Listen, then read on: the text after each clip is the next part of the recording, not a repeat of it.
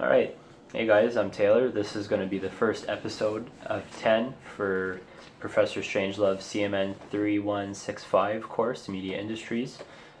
We have 10 videos to make.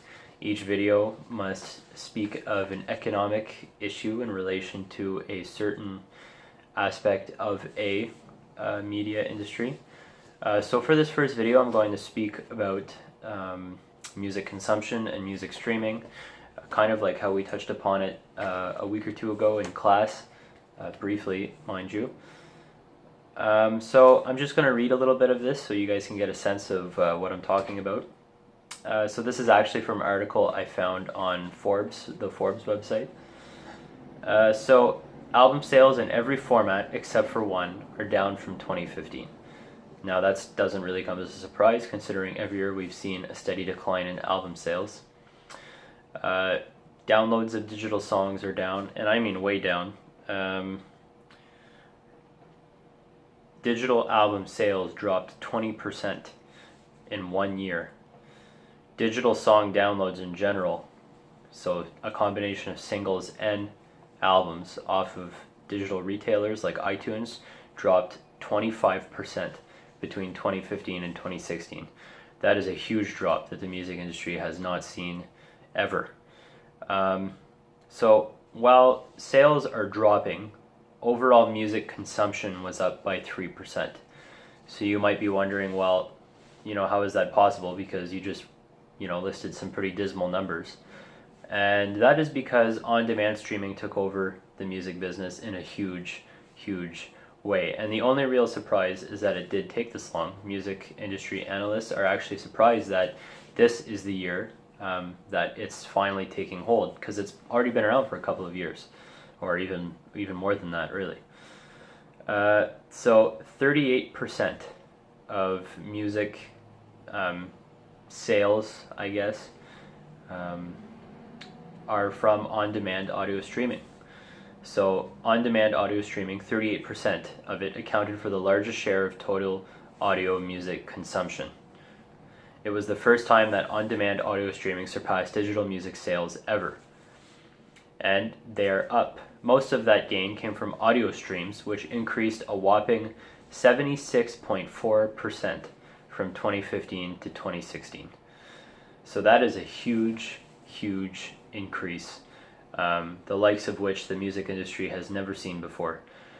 I'm just going to read over a bit more too.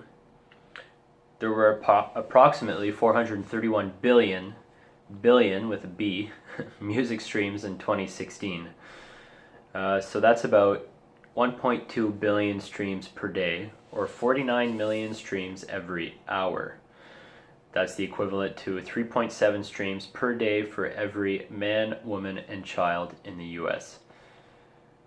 So the music industry continued to make money in 2016 because the loss in sales was offset by income from subscription streaming services.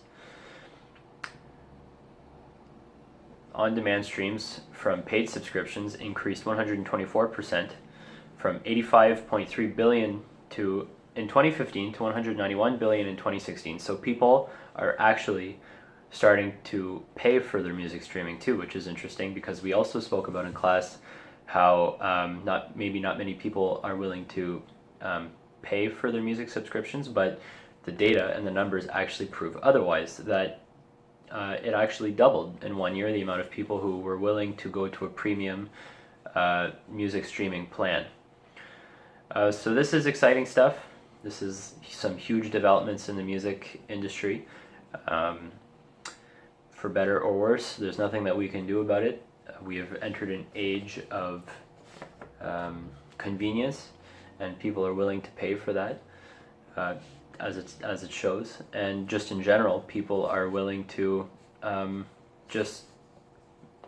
people want more convenience from their music. If you look at these numbers, it just proves that whether or not people do pay for it, music streaming has increased through the roof, and music sales are down tremendously.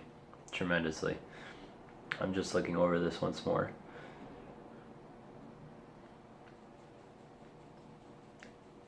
Out of all the, surprisingly actually, out of all these things, out of all of the formats, digital music or just music, music sale formats.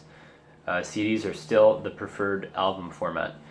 They made up for 52% of the sales last year, which is incredible because a few years ago it was actually vinyl.